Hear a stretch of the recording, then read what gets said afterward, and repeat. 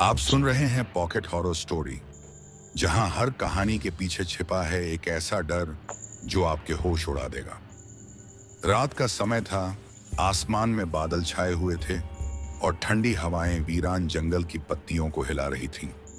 उस जंगल के बीचों बीच खड़ी थी एक हवेली जो सालों से वीरान पड़ी थी। लोग उसे दूर से देखकर ही रास्ता बदल लेते थे। कहते हैं कि उस हवेली में जाने वाला कभी वापस नहीं लौटता। गांव के बुजुर्ग बताते थे कि आजादी से पहले उस हवेली में राजा प्रताप सिंह रहा करता था, जिसकी मौत रहस्यमय तरीके से हुई थी। उसके बाद से ही हवेली पर काला साया छा गया। गांव वाले हवेली के नाम से ही काम जाते थे, लेकिन साहिल नाम का लड़का इन बातों को सिर्फ अंधविश्वास मानता था। साहिल शहर से आया हुआ एक यूट्यूबर था जो डरावनी जगहों पर जाकर वीडियोस बनाता था। उसके दोस्तों ने उसे इस हवेली का किस्सा सुनाया तो उसने ठान लिया कि वह यहां जाकर पूरी रात शूट करेगा।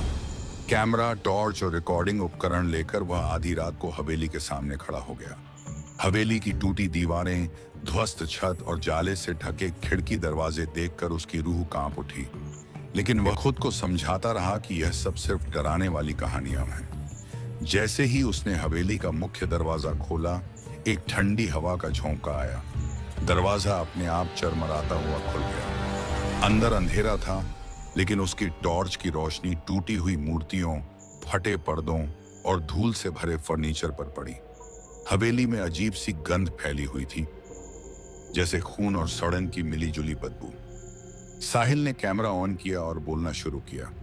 दोस्तों, मैं इस वक्त खड़ा हूं उस हवेली के अंदर जिसके बारे में कहा जाता है कि यहाँ भूत बसते हैं। आज हम इस रहस्य से पर्दा उठाएंगे।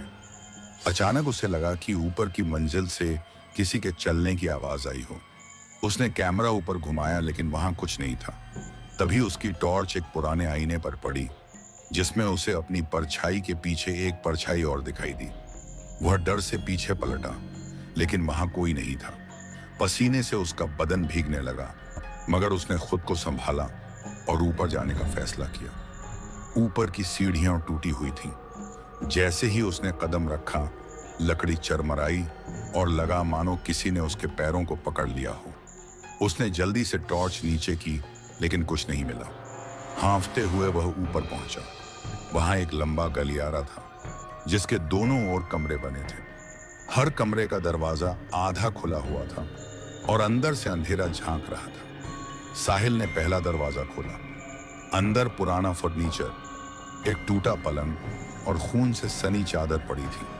चादर को देखते ही उसका दिल जोर जोर से धड़कने लगा। तभी अचानक दरवाजा अपने आप बंद हो गया और कमरे में अंधेरा छा गया। साहिल ने टॉर्च घुमाई तो देखा कि दीवार पर खून से लिखा था, यहां से चला जा, नहीं तो तू मर जाएगा। उसकी सांसें रुक गईं। वह तेजी से दरवाजा खोलकर बाहर भागा। गलियारे में पहुंचा तो देखा कि सारे दरवाजे धीरे धीरे अपने आप खुलने लगे। हर कमरे से किसी औरत की सिसकियों और बच्चों की चीखों की आवाजें आ रही थीं। हवेली अब जैसे जिंदा हो गई थी। उसने हिम्मत जुटाकर आखिरी कमरे का दरवाजा खोला। अंदर जाते ही उसने देखा कि वहां बीचों बीच एक बड़ा सा ताबूत रखा था। ताबूत पर काले कपड़े से ढका हुआ एक शव पड़ा था। अचानक वह शव हिलने लगा और धीरे धीरे बैठ गया। उसका चेहरा सड़ा गला, खून से लथपथ और आंखें लाल अंगारों जैसी चमक रही थीं। साहिल की टॉर्च उसके चेहरे पर पड़ी तो वह भयानक चीख मारी, तूने मेरी नींद क्यों तोड़ी? और पूरा कमरा अंधेरे में डूब गया। साहिल का कैमरा हाथ से छूट गया और उसमें सिर्फ दौड़ते कदमों की आवाज रिकॉर्ड होती रही। वह सीढ़ियों से गिरता भागता नीचे आया, लेकिन बाहर का दरवाजा अब बंद था। वह बार बार धक्का मारता रहा, लेकिन दरवाजा नहीं खुला।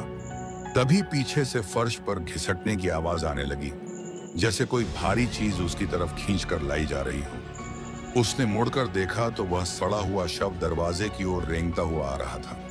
साहिल ने चिल्लाकर दरवाजा पीटना शुरू कर दिया, लेकिन दरवाजा जैसे पत्थर की दीवार बन गया था। अचानक हवेली की दीवारें हिलने लगी, दीवारों से खून टपकने लगा और छत से झूमर गिरते गिरते रुक गए। चारों ओर आवाजें गूंजने लगी, यह हवेली श्रापित है, कोई यहां से बचकर नहीं जा सकता। साहिल ने खुद को संभाला और खिड़की तोड़ने की कोशिश की, लेकिन बाहर घना अंधेरा था। उसे लगा जैसे हवेली के बाहर अब दुनिया ही खत्म हो चुकी है। तभी अचानक हवेली की दीवार पर एक पेंटिंग दिखी। पेंटिंग में राजा प्रताप सिंह का चेहरा था, लेकिन जैसे ही उसने ध्यान से देखा, उस चेहरे की आंखें हिलने लगीं और पेंटिंग से खून टपक कर जमीन पर गिरा। खून से बने अक्षरों में लिखा था, सच्चाई ताबूत में है। साहिल फिर से उस कमरे में गया जहां ताबूत रखा था। ताबूत अब खुल चुका था और उसके अंदर एक डायरी पड़ी थी। उसने कांपते हाथों से डायरी उठाई और पढ़ना शुरू किया। उसमें लिखा था कि राजा प्रताप सिंह ने अपनी हवेली में काले जादू की साधना की थी। उसने अमर होने के लिए 100 लोगों की बलि दी थी, जिनकी आत्माएं हवेली में कैद हो गईं। लेकिन आखिरी रात जब वह खुद को अमर बनाने वाला मंत्र पढ़ रहा था, तो बलि की गई आत्माओं ने मिलकर उसे मार दिया। उसकी आत्मा हवेली में कैद होकर हर आने वाले को अपना शिकार बनाती है। साहिल डायरी पढ़ ही रहा था कि अचानक ताबूत अपने आप बंद हो गया और अंदर से जोर जोर से आवाजें आने लगीं। साहिल ने भागकर डायरी को जेब में रखा और खिड़की की ओर दौड़ा। इस बार खिड़की अपने आप खुल गई। उसने छलांग लगाई और बाहर जमीन सर किया, बाहर जमीन पर गिरा। वह किसी तरह रेंगते हुए हवेली से दूर भागा। सुबह जब गांव वाले आए तो उन्होंने हवेली के सामने साहिल का कैमरा पड़ा देखा। कैमरा ऑन था और उसमें सिर्फ यही रिकॉर्ड हो रहा था, यह हवेली सिर्फ मौत देती है, दूर रहना। लेकिन साहिल वहां कहीं नहीं था।